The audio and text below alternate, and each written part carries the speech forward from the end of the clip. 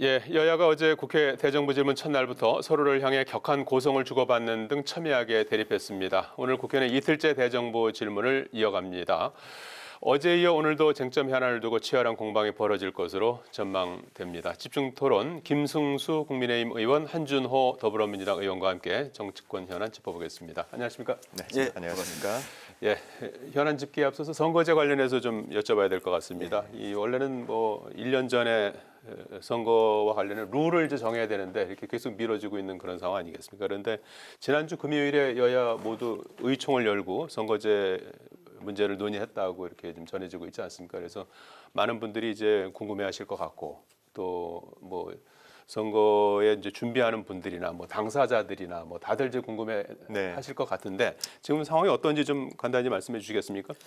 일단 뭐 그 지역구 의원 선거와 관련해서는 예. 기존에 뭐 중대선거구 이야기도 나왔는데 일단은 여야 간의 지역구 의원 선거는 소선거구제로 일단 이번 선거는 하는 걸로 이렇게 예. 아마 의견이 모아진 것 같습니다. 지금 정계특위에서 다른 부분까지 논의를 좀 하고 있는데 아마 쟁점이 비례대표 선거를 어떻게 할 것인가, 또 전체 의원 정수를 어떻게 할 것인가, 뭐 거기에 대해서는 아직까지 계속 좀 이렇게 논의할 게 좀 남아 있는 것으로 알고 있습니다. 예, 소선거구제로 모아졌고 이제 비례대표제는 어떻게 할지 그 부분이 네. 이제 남아 있군요. 예, 그렇죠. 이제 소선거제는 유지를 하면서 비례대표 정원은 어떻게 할 것이냐. 그거는 이제 여야가 네네. 소선거구제로 가는 거는 이제 어느 정도 접점이 있는 어느 정도 거죠. 지금 이제 그래도 이제 아직은 논의 단계이기 때문에 예. 이거 명확하게 저희가 말씀드리기 좀 어렵겠지만 저희가 29일에 여야가 전체 워크숍을 치렀습니다. 그리고 민주당 같은 경우는 국민께 드린 8대 약속이라고 해서 결의문을 채택을 했는데 그 7번째에 저희가 정확한 내용이 들어 있어요. 양당 독식은 완화하고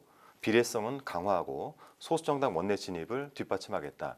이 세 가지 원칙에서 지금 이제 협상을 이어갈 텐데요. 예, 가장 중요한 거는 기존의 의석수를 유지하면서 갈 것이냐, 아니면은 의석수를 좀 늘릴 것이냐 이 문제도 남아 있고요. 또 그 중에서는 또 비례대표의 정원을 과연 기존 300개 내에서 지역구를 줄이면서 갈 것이냐, 아니면은 더 늘릴 것이냐인데 뭐 방법적으로 한 세 가지 정도는 있는데 뭐 간단하게 하나만 말씀을 드리면은 현재 13만에서 27만 사이로 되어 있는 예. 기존의 틀 이거를 좀 깨고 인구 비례를 재조정을 하게 된다면은 뭐 일정 부분에서는 또 가능성도 있겠다라는 의견들도 나오고 있는 건 사실입니다. 예.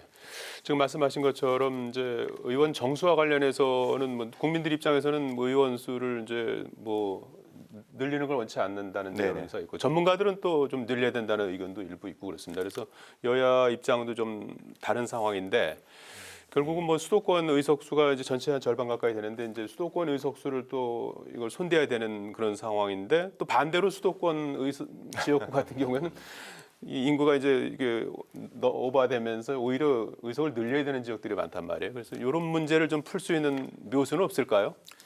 일단 뭐 저희 국민의힘은 지난 선거 때 준연동형 비례대표제 정말 이름도 어렵고 산식도 어렵습니다. 예. 그래서 비례대표가 본래 목적 진짜 전문가들이 국회 와서 제대로 된 전문적인 지식을 활용한 의정 활동을 하면은 누가 이렇게 뭐라 그러겠습니까? 근데 그렇게 된 것이 아니고 이번 선거제 채택할 때도 이게 공수처를 담보로 해서 이게 좀 그때 민주당과 소수 정당 야합에서 만들어졌던 거라는 거죠. 그러다 예. 보니까 위성 정당도 출연을 했고, 그래서 어떻게거나 저기 일단 준연동형 비례대표제, 기형적인 비례대표제는 이번에 좀 손을 봐야 된다는 게 저희 당의 그 기본적인 방침이고요. 그렇기 때문에 그 비례대표 만약에 그 전체적으로 다른 쪽의 의석을 이렇게 정원한다 그러면은 비례대표를 감축을 하든지 이렇게 하더라도 일단은 300명 현재 정원을 늘리는 것은 우리는 공감을 못한다. 일단 그 축소를 시켜야 된다는 그런 측면이고요. 예. 또 이게 지금 뭐 수도권 인구가 너무 과집중되다 보니까 갈수록 지금 비수도권의 의석 수가 이제 줄어들고 있기 때문에 그래도 보면은 인구도 중요하지만 어쨌든 지역 전체를 좀 대변할 수 있는 그런 그 의석은 기본적으로 확보해야 된다는 측면에서 좀 수도권을 줄인다기보다는 일단 지역구의 의석 수에 대해서 이게 좀 감소하는 부분은 최대한 좀 이렇게 좀 방지해야 되지 않겠느냐 하는 것이 저희 당의 기본적인 생각입니다. 예, 비례와 관련해서는 어떻게 일단 뭐 병립형 얘기도 나오는 것 같은데요. 저희가 이제 비례대표는 기존에 20대 때 선거에 그 병립형 비례대표로 가야 된다는 그걸 것이 선호하는 기본 편이죠. 방침입니다. 예. 예. 민주당은 어떻습니까? 결국은 네. 이제 47석 지금 걸려 있는 비례대표제를 이제 손보는 그런 이제 쪽으로 귀결이 되는데 말이죠. 네. 예. 근데 좀 일각에서는 이제 권역별로 이제 뭐 쪼개는 안도 검토된다는 네, 이제 소식도 저희가 있더라고요. 주장했던 사안 중에 하나가 비례대표를 이제 권역별 비례대표제라고 해서 실은 저희가 이제 8대 약속 결의문에 담은 내용도 그런 겁니다. 그걸 한마디로 줄이면 책임 정치거든요.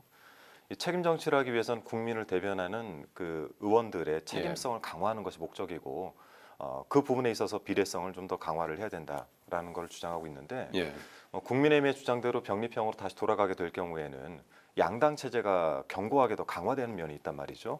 근데 저희는 소수 정당의 원내진이 뒷받침을 하겠다는 원칙을 세우고 있기 때문에 그 부분에 대해서는 문제가 있다 보고 위성 정당 출연은 사실 이제 당시에 국민의힘 전신이었던 당에서 편법을 사용한 거잖아요. 예. 그러니까 그 기존에 만들고자 했던 취지를 그대로 쫓아간다면은 사실 문제가 생길 일은 아니었으나 물론 그걸 또 뒤따라간 민주당도 책임이 없다고 할 수 여야 합도 없이 없습니다. 위성 정당을 만들었죠. 네, 예. 그렇습니다. 그래서 이 부분은 아직 현재 논의 중인 사안이기 때문에 예. 제가 말씀드린 대로 선거구 획정 기준을 좀 조정을 한다든지 예. 몇 가지 방법들을 통해서 기존의 의석수를 좀 조정할 수 있을 것이라고 보고 있습니다. 예, 아무쪼록 좀 기왕에 이제 논의가 좀 불이 붙었으니까 조속한 시일 내에 좀 보통 때 같으면 임박해서 결론이 났었는데요. 좀 이번에는 조금 그때보다는 좀 더 일찌감치 좀 선거의 룰을 만들어서 특히 좀 준비하는 이제 그 예비 준비하는 분들 네. 정치 이제 그 후보생들에게 좀 불리함이 없도록 이렇게 했으면 좋겠습니다. 자, 국회 대정부 질문 시작 첫날인 어제 여야가 현안을 두고 치열하게 맞붙었습니다. 홍범도 장군 흉상 이전 문제, 뭐 오염수 문제 여러 가지 그 주요 사안마다 이제 그 쟁점이 됐고요.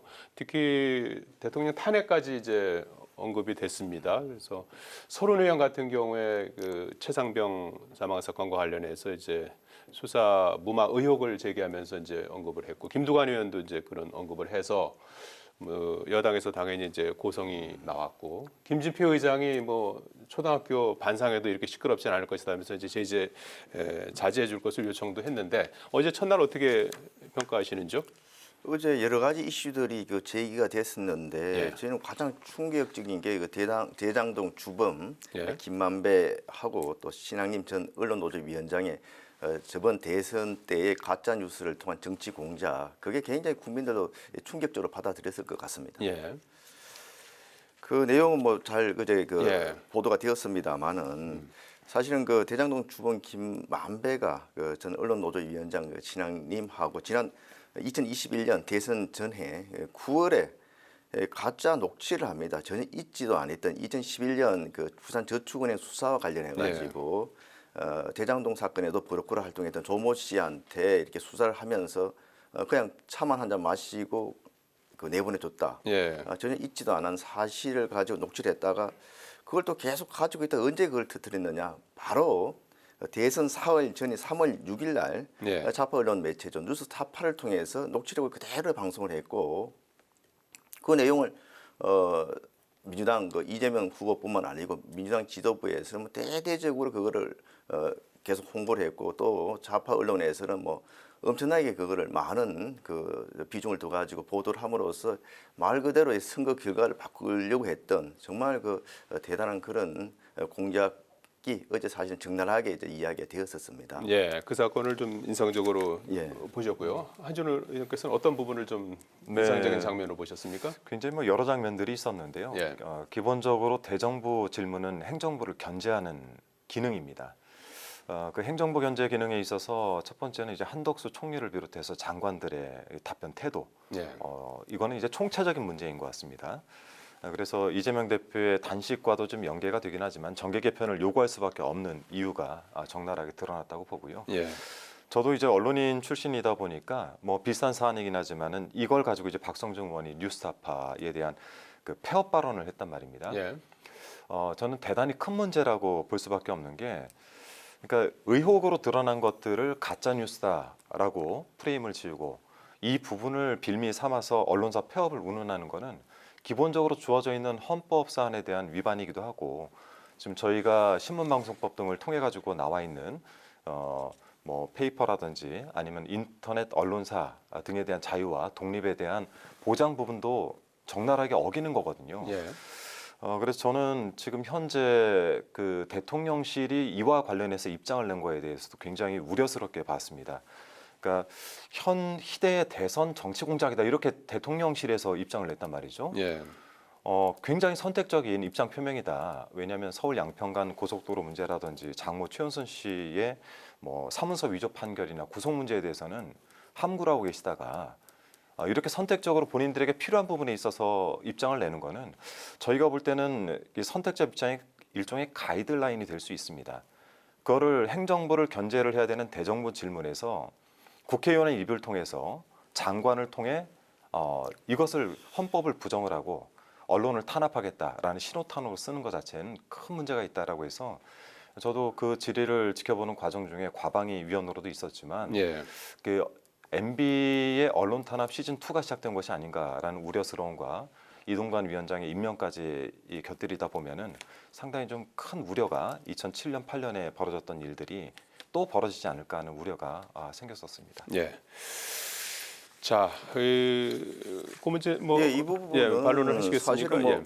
저희 국민의힘 입장에서 봤을 때는 여러 가지 정황 증거를 봤을 때 정말 그 국기의 근간을 흔드는 그 선거 조작으로 볼 수밖에 없습니다. 예. 이게 우리 헌법이 자유민주 국가를 지향하고 있지 않습니까? 보면 우리 헌법의 그런 가치를 문란시키는 그런 중대한 범죄 행위다. 그렇게 볼 수밖에 없는 게 앞서 말씀드린 것처럼 가짜 뉴스를 녹취한 게 지난 그 2021년 9월입니다. 그런데 2011년 부산 저축은행 사건하고 대장동 게이트하고는 일반 사람들로 봤을 때는 상식적으로 연결시킬 수도 없는 상황인데 이상하게도 이재명 후보는 2021년 10월에 페이스북에 두 가지를 연결시켜가지고 예. 윤석열 후보를 연결시켜서 공격하기 시작합니다. 그리고 뉴스타파에서 본격적으로 녹취가 보도된 거는 2022년 3월 6일인데 예. 2022년 2월 3일부터 그때 대선 후보 TV 토론을 시작해서 페이스북에 연일 그 윤석열 후보를 그 대장동 몸통화 시키려는 그런 쪽에 발언을 쏟아내기 시작하는데 이게 뭐 진짜 이재명 대표가 뭐 관심법 있는 것도 아니고 사전에 그 김만배 씨하고 그런 녹취 사실에 대해서 공유라든지 사전에 그런 그게 공모가 없었으면 어떻게 이 내용을 알고 2011년 사건과 전혀 관계도 없는 대장동 사건을 연결시킬 수 있었겠는가? 예. 이거를 봤을 때 이거는 알겠습니다. 조직적으로 그 뒤에 배후가 있다 이렇게 예. 보는 것이 이제 아마 예. 상식적인 거기에 대한 생각일 겁니다. 반론 듣고 다음 근데 질문 의원님 넘어가겠습니다. 예. 이 사안은 예. 대장동 사태를 다시 보자는 건 아닙니다. 55클럽은 어떻게 할 것이며 김만배 측에서 누님이 윤석열 대통령님 부친의 집을 사준 건 또 어떻게 할 겁니까? 그러니까 그런 문제가 아니라 대정부 질문 사안에서 나온 사안은 뭐냐면 언론 탄압과 관련돼 있는 내용이었기 때문에 굉장히 위중하다라는 거예요. 우리나라 헌법의 그 기본 가치는 뭡니까? 국민 주권을 보호하는 것 아니겠습니까? 이게 국민 주권 보호와 어떤 상관이 있겠습니까? 국민의 알 권리인 표현의 자유를 억압하는 일이다. 이런 측면에서 굉장히 위험하다라는 뜻입니다. 예. 그런데 국힘- 그거는 예. 기존의 민주당이 이런 선거 조작의 전례가 아주 자주 있어 왔기 그걸 때문에 선거 그런 조작이라고 의혹을 말씀하시면은 받습니다. 뭐 대단히 잘하시는 위험한 거 거예요. 그 15, 16대 대선 때 김대엽 병풍 사건 아주 다 국민들도 알고 있지 그렇게 하면 않습니까? 대통령 일가와 관련돼 있는 여러 가지 사안들에 대해서는 왜 답이 없습니까? 아니 그러니까 이제 선거 공작의 그 역사가 이게 한두 번이 아니라는 거죠. 이명박 민주당이. 정권 때 언론 장악을 그래서 했던 것 아닙니까? 그게 바로 선거 조작이고 선거 개입입니다. 그걸 하지 말라는 거예요. 심지어는 어저께 대통령한테 좀 얼토당토한 탄핵 발언한 서른 의원 같은 경우에도 16대 대선 때 이해창 후보가 최규선 씨로부터 그냥 20만 불 받았다고 허위 사실 유포해서 결국은 대법원에서 1년 6개월의 실형까지 받았습니다. 이렇게 민주당의 그런 그 선거 조작의 DNA가 계속 이어오고 있기 때문에 더 의혹을 가질 수밖에 없다는 겁니다. 토론장은 아니어서 제가 더 말은 안 하겠지만은 그 선거 조작을 하는 당이다 이렇게 프레임을 지으시는 거는 대단히 위험한 발언입니다. 이 사안과 관련해서는 저희들도 할 말이 참 많지만 예. 뭐 사실 그 이야기가 정도로? 더 남은 것 같아서 예, 여기서 그 정도로 그만두도록 하시겠습니다. 제가 질문 토론 시간이 짧아서 뭐 국기문란이냐 또 언론 탄압이냐 이제 이 부분을 이제 팽팽히 맞섰는데요. 앞으로 조금 더 진행되는 상황을 좀 더 지켜보도록 하겠습니다. 이재명 민주당 대표가 오늘로 단식 7일차를 맞았습니다. 야당 대표가 이제 무기한 단식이라는 초강수를 두고 장외투쟁을 진행하고 있는데 어제 오늘 이렇게 방송 인터뷰를 이제 하신 걸 이렇게 들어보니까 이제 그 정부라든지 윤석열 정부를 이제 비판하는 수위가 점점 이제 높아지고 있는 모습을 볼 수가 있어요. 직접 혹시 최근에 다녀오셨습니까? 네, 어제 같이 있었습니다. 아, 그렇습니까? 네네. 지금 뭐 상황은 어떻습니까? 뭐 기존에 이제 당 대표 단식 사례들이 아주 여러 차례 있습니다.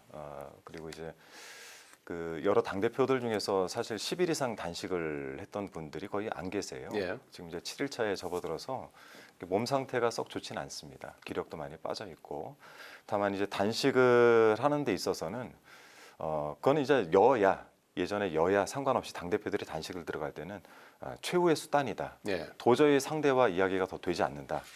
여기에 대해서 우리가 항쟁할 수 있는 마지막 방법이다라고 해서 시작을 하는 것인데, 그 중에는 이제 현재 여당의 태도, 그리고 그에 따른 여러 가지 장관들의 태도, 그리고 지금 해결되지 않는 여러 가지 현안, 이런 것들에 대한 여당 측의 답변을 요구하고 있는 것인데, 말씀드렸듯 대통령실에서는 여러 현안들에 대해서는 답이 없고 여당 역시 크게 답이 없는 상황이라 이런 부분에 대해서 이제 민심에는 어떤 영향을 지금 주고 있다고 보시는지요? 이 부분에 대해서는 뭐 각기 지지를 하는 층마다 좀 바라보는 시각은 다를 수밖에 없겠지만, 지금 현재 민주당 측에서 바라보고 있을 때는 그 대표의 단식 자체는 똑같은 시선입니다. 지금 민주당으로서 할 수 있는 것은 항쟁밖에 없다. 이런 의미에 대해서는 많이 공유를 하고 있는 상태입니다. 예. 자, 김승수 의원께서는 이재명 대표 단식 어떻게 보고 계시는지요? 요즘 뭐 이재명 대표 단식과 관련해서 단식의 그 신조어들이 지금 SNS에 굉장히 유행을 하고 있습니다. 예. 뭐 신데렐라 단식이니 웰빙 단식이니 라마단 단식이니, 이게 뭐냐 하면은 낮에는 잠깐 보이는 듯 하다가 밤이면 사라진다는 거죠. 낮에도 제가 이렇게 좀 왔다 갔다 하면서 보면은 본회의장을 뭐 자주 자리를 비우고 있습니다. 그러다 보니까 이게 정말 그 단식을 하는 거냐에 대한 진정성에 이제 의심을 갖게 되는 겁니다. 예. 그래서 보면은 심지어 이제 그 단식 투쟁을 하면서 내걸었던 후쿠시마 처리수나 뭐 관련된 그런 장애 집회 이런 데도 보면은 참석하는 인원이 오히려 줄어들고, 한 여론조사에서는 이 검찰 수사를 회피하기 위한 그런 방패막이용 단식이라는 그런 국민의 의견이 무려 50% 가까이 이게 나오고 있는 그런 상황입니다. 그렇게 지금 국민들은 이재명 대표의 단식을 좀 냉소적으로 좀 바라보고 있다, 이렇게 생각합니다. 그렇군요. 예.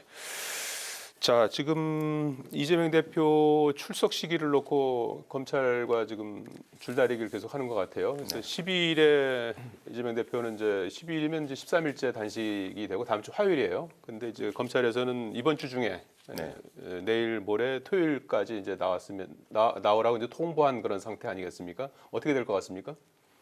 글쎄요. 검찰들이 그렇게 얘기했다면 그렇게 하지 않을까요? 그런데 다만 이제 저희가 이 수사가 지난 2년간 진행이 됐던 사안입니다. 그러니까 왜 하필이면 검찰들이 이 검찰 수사를 마치 정치하듯이 해서 야당에게 표결을 강요를 하고, 이 표결을 통해서 야당의 분열을 촉발하려고 하는지에 대한 이 정치적 의도에 대한 의구심이 하나 드는 거고요. 예. 그리고 조사를 안 받겠다고 한 적도 없고 나가겠다라고 해서 그 시기를 조율하는 거는 상례인데, 이런 것도 없이 다음 주에 시간을 맞춰서 나갈 수 있도록 해달라고 요청한 거에 대해서 강압적으로 이날 와라라고 요구하는 것 자체는 좀 문제가 있다고 봅니다.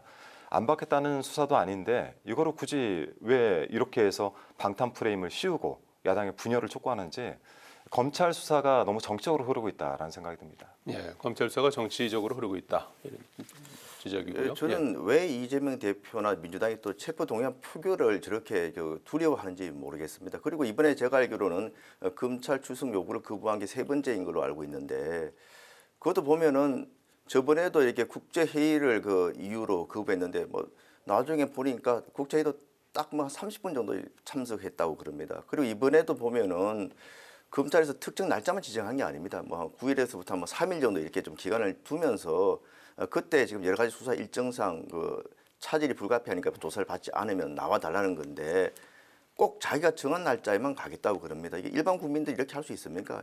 이게 뭐 야당 당대표는 당연히 이렇게 해도 되는 건지 아마 국민들은 굉장히 의아하게 보고 있을 것 같습니다. 예. 잘못됐습니다. 날짜를 정해서 준 게 아니고요. 예. 다음 주에 시간을 맞춰 나가겠다 이렇게 전달을 한 것이고 예. 거기에 대해서 검찰 측에서 날짜를 박아서 가지고 온 겁니다. 일단 현재로서는 그러면 7, 8, 9 중에 조사 받을 가능성도 있군요. 거기에 대해서는 뭐 선택권이 저에게 있지 않기 때문에 예. 뭐 지켜봐야 될 것 같습니다. 예.